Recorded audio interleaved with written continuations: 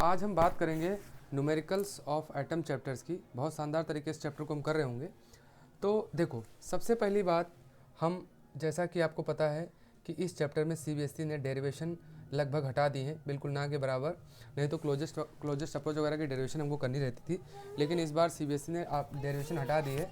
सिर्फ इसका कहते हैं ना कि क्वालिटी ट्रीटमेंट बचा हो, मतलब कि बहुत हल्के बेसिक पे क्वेश्चन इसमें आएंगे। तो चलिए देर नहीं करते हैं, शुरू करते हैं। देखिए, सबसे पहला क्वेश्चन क्या है, कह रहा what is the distance of closest approach, ठीक, of 5 mega electrovolt proton approaches a gold nucleus. ठीक है, देखो गोल्ड का जो एटॉमिक नंबर होता है वो आपको पता होना चाहिए, कितना होता है, ब्रैकेट में दिया भी रहेगा 79। अब देखो, आपने पढ़ा होगा कि भाई ये हमारा न्यूक्लियस है ना, और ये प्रोटॉन आ रहा है, तो यहाँ से ये वापस चला जाता है।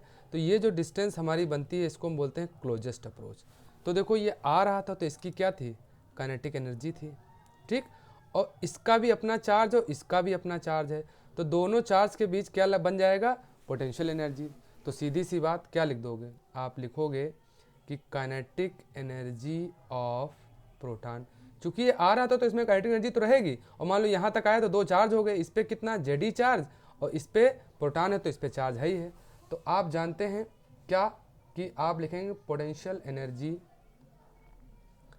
पी ऑफ, एक तो प्रोटॉन होगा एंड न्यूक्लियस, क्योंकि भैया न्यूक्लियस पे भी तो चार्ज है तो वहाँ पे लग जाएगा। तो इसका फॉर्मूला क्या होता है, हाफ एम बी स्क्वायर। अच्छा, पोटेंशियल एनर्जी का फॉर्मूला क्या होगा, आपने पढ़ा है क्या, 1/4 पाई एप्सिलॉन नॉट, ठीक, Q1 Q2 अपॉन आर। क्या होता है भैया जी, Q1 Q2 अपॉन आर।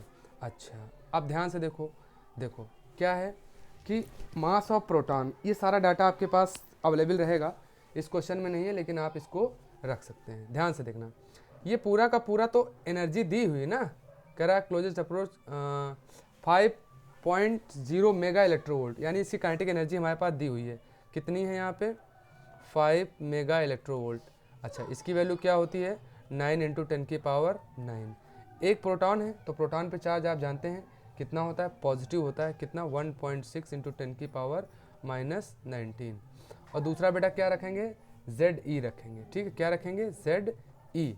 और बस अब यहाँ से R हम निकाल लेंगे। देखो, लेकिन अभी डायरेक्ट नहीं कर सकते, आप जानते हैं मेगा इलेक्ट्रोवोल्ट है तो 10⁶ EV होगा, मेगा से नॉर्मल में आए और फिर EV को 1.6 से मल्टीप्लाई करना होगा। ध्यान से देखना बेटा, ये आया, ये देखो E दो बार नहीं हो गया तो इसको आप ऐसे लिख दीजिए ना, 1.6 × 10⁻19, और इस वाले E की वैल्यू भी रख दीजिए क्या, 1.6 × 10⁻19, और Z की वैल्यू 79। अब देखना यहाँ पे R यहाँ आ जाएगा, तो सीधी सी बात R कितना हो जाएगा, इसको चाहे तो और आप कन्वर्ट करेंगे, चाहे नहीं करना ही पड़ेगा, 1.6 × 10⁻19। अब बिल्कुल शानदार तरीके से इसको सॉल्व कर लीजिए। क्या करेंगे, R को उधर भेज दीजिए और बस अब तो हो ही गया ना भाई। अब देखो यहाँ R था, ठीक, R इधर चाहिए आपको, तो यहाँ से R निकालेंगे तो क्या होगा, ये सारा जो बवाल है ये उठ करके कहाँ आ जाएगा, यहाँ नीचे आ जाएगा, और R यहाँ पे आ जाएगा। इसका मतलब क्या हो गया, 9 × 10⁹ और कितना हो गया, 1.6 × 10⁻19, अगेन 1.6 × 10⁻19, और बेटा कितना है, 79। अपॉन में क्या कर देंगे आप, अपॉन में कर देंगे 5 × 10⁶ इंटू 1.6 × 10⁻19। उड़ाना शुरू करिए, ये उड़ाइए, इसको उड़ाइए, ठीक, 10⁻6 से इसको उड़ा दीजिए, तो यहाँ पे रख दीजिए 10⁻4। अब भाई साहब कर वर लीजिएगा, आपका आंसर जो यहाँ से बनेगा वो बनेगा, मैं बता दे रहा हूँ, 2.28 × 10⁻14 मीटर, ये आंसर आएगा। बहुत ही अच्छा क्वेश्चन है, पूछे जाते हैं इस तरह के सवाल, बिल्कुल ध्यान रखना, क्लोजेस्ट अप्रोच पे सवाल जरूर आएगा, क्योंकि डेरिवेशन हट गई है तो सवाल जरूर आएगा। और इस बार का अगर आप प्रीवियस ईयर का पेपर देखें, मतलब जो मॉडल पेपर आया है सीबीएसई का, उसमें भी इस तरह का सवाल है। ध्यान रखिएगा बेटा, बहुत शानदार तरीके से, कुछ नहीं था भाई, देखो क्या था, ये इसकी एनर्जी देती थी। असल में जहाँ कहीं भी आपको ईवी मिल जाए तो एनर्जी होती है, लेकिन उसको आपको इससे मल्टीप्लाई करना होता है। तब ये रखने लायक होता है, ठीक है। चलिए, आई होप समझ में आ गया होगा। चलिए अगला क्वेश्चन आप सबको पढ़ाया गया होगा, गीगर मार्टसन एक्सपेरिमेंट क्या होता है, अल्फा स्कैटरिंग होती है।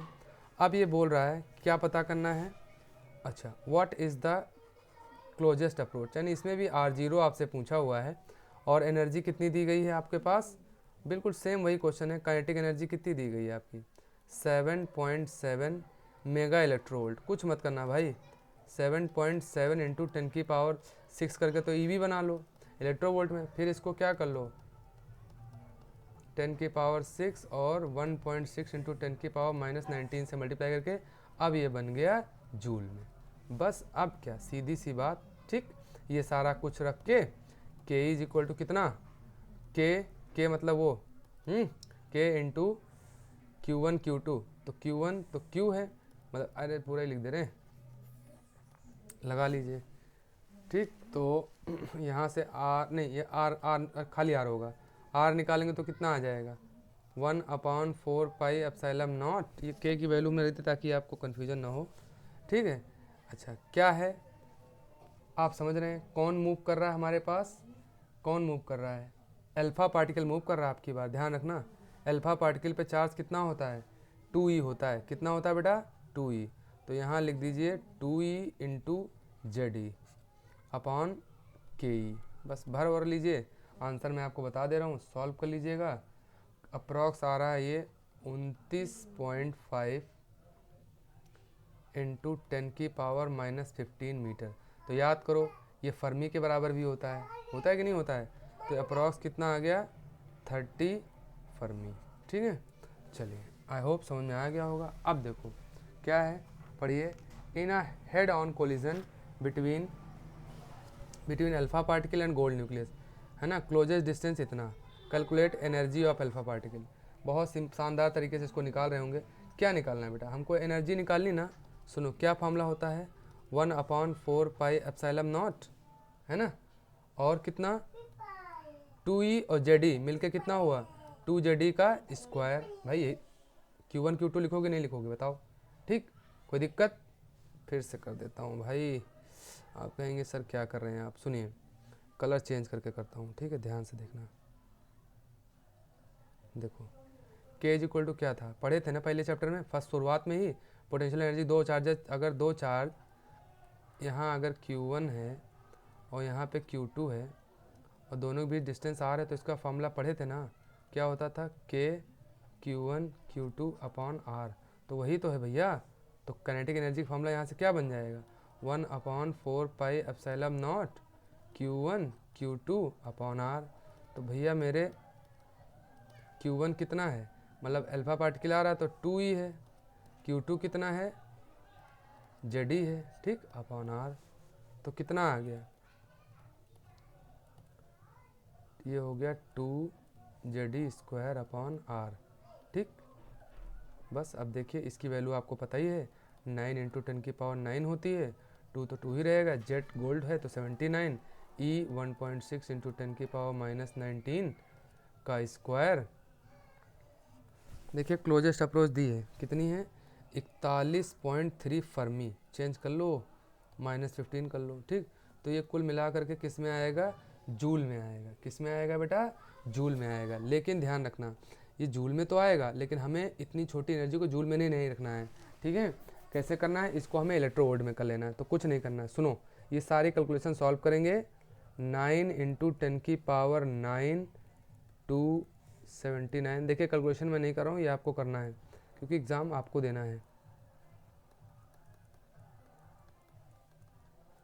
अब देखो जूल में आ रहा था, ठीक है, अभी इसको हम इलेक्ट्रोवोल्ट में बनाएंगे, तो क्या करेंगे 41.3 इंटू 10⁻⁻15 और यहाँ कितना लगा देंगे 1.6 इंटू 10⁻19, इससे अपन क्या करेंगे डिवाइड कर देंगे, ठीक है। क्यों डिवाइड कर देंगे, आपको पता है कि एक भाई पूरा का पूरा आंसर हमारा किस में आ रहा था, जूल में आ रहा था ना। यहाँ इधर देखो 1 इलेक्ट्रोवोल्ट कितना होता है 1.6 इंटू 10⁻⁻19 जूल के होता है, तो अगर 1 जूल निकालेंगे तो कितना आ जाएगा, बोलिए 1/1.6 इंटू 10⁻19 से मल्टीप्लाई करना पड़ेगा, तो यहाँ 19 कर लीजिए, ठीक है।